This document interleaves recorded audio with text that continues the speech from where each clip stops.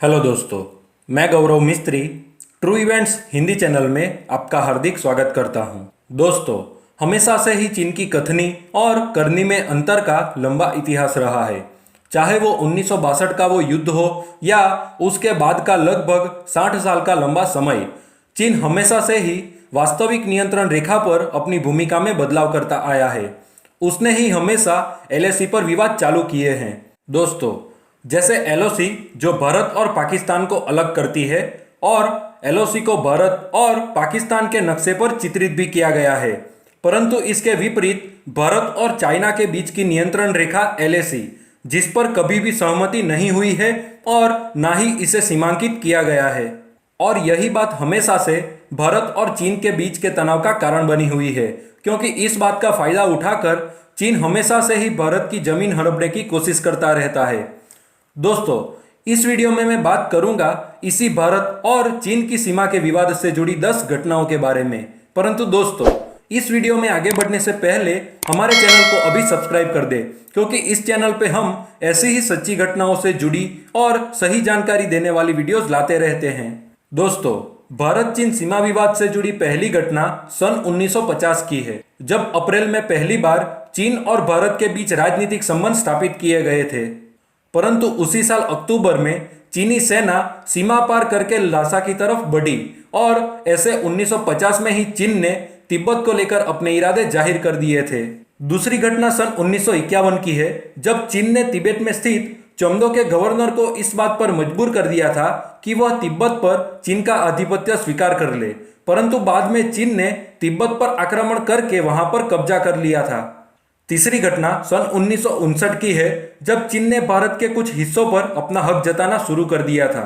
चीन ने लद्दाख और नेफा के करीब 40,000 मील के क्षेत्र पर अपना अधिकार तो जताया, परंतु इससे उल्टा उसने भारत पर ही विस्तारवाद और साम्राज्यवाद के प्रसार का आरोप लगा दिया था। चौथी घटना भी सन 1959 की ही है, जब मैकमोहन लाइन, जो भारत और तिब्बत के बीच की सीमा रेखा है, यह सीमा रेखा 1914 में भारत की तत्कालीन ब्रिटिश सरकार और तिब्बत के बीच शिमला समझौते के तहत आई थी।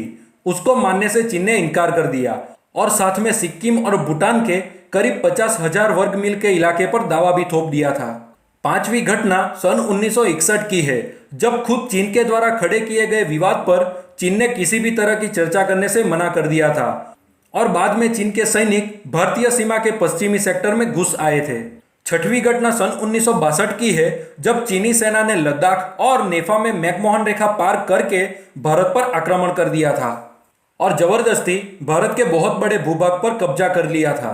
सातवीं घटना सन 1965 की है, जब चीन ने भारत पर सिक्किम चीन सीमा पार करने का आरोप लगाया था और उस झूठे आरोप की आड़ में उसने अपने सैनिकों को भारतीय सीमा में घुसाया था, जिसके कारण सीमा पर काफी तनाव भी हुआ था।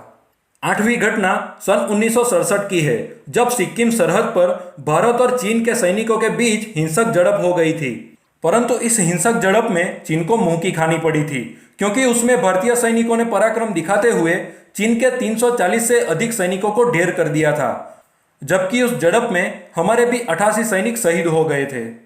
इस हिंसक झड़प ने जैसे चीन की अकल ही ठिकाने ला दी थी, क्योंकि 1967 के बाद लगभग 45 साल तक चीन ने सीमाओं पर ज्यादा नौटंकी नहीं की थी।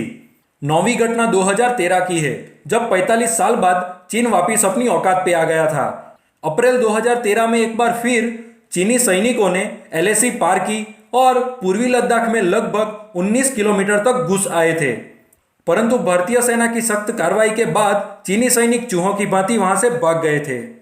10वीं और आखिरी घटना 2017 की है, जब सिक्किम में भारतीय सीमा से सटे हुए और भूटान के हिस्से डोकलाम में चीन सड़क बनाना चाहता था।